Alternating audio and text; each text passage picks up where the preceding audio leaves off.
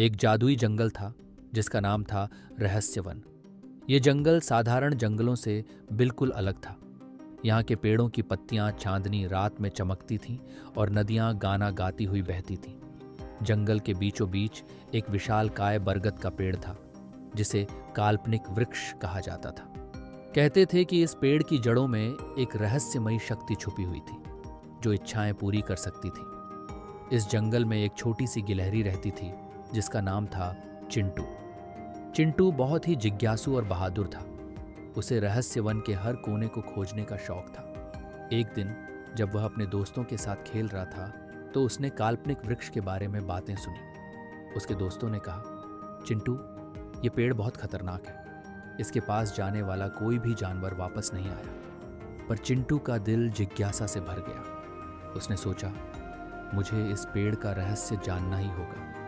अगले दिन चिंटू ने अपनी यात्रा शुरू की।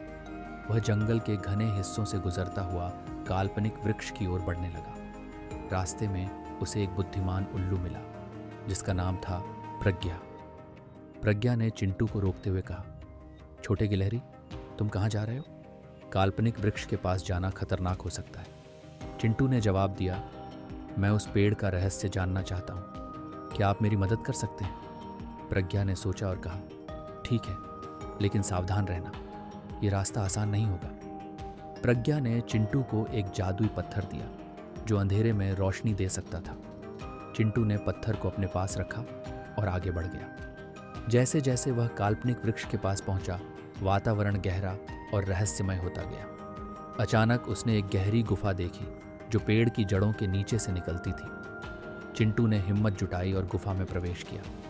गुफा के अंदर चिंटू ने एक चमकती हुई सोने की चाबी देखी। उसने सोचा, यह चाबी किस चीज की होगी? तभी उसने देखा कि गुफा की दीवार पर एक बड़ा सा ताला लगा हुआ है। चिंटू ने चाबी को ताले में लगाया और ताला खुल गया। ताले के पीछे एक छोटा सा कमरा था जिसमें एक प्राचीन पुस्तक रखी हुई थी। पुस्तक पर लिखा था, रहस्यवन का इतिहास।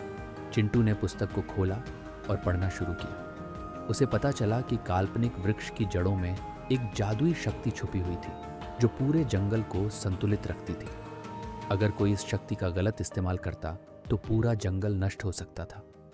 चिंटू ने महसूस किया कि यह रहस्य सिर्फ उसके लिए नहीं बल्कि पूरे जंगल के लिए महत्वपूर्ण था। वह पुस्तक को लेकर वापस लौटा और प्रज्ञा को सब कुछ बताया। प्रज्ञा ने कहा, चिंटू, तुमने बहुत बड़ा काम किया है।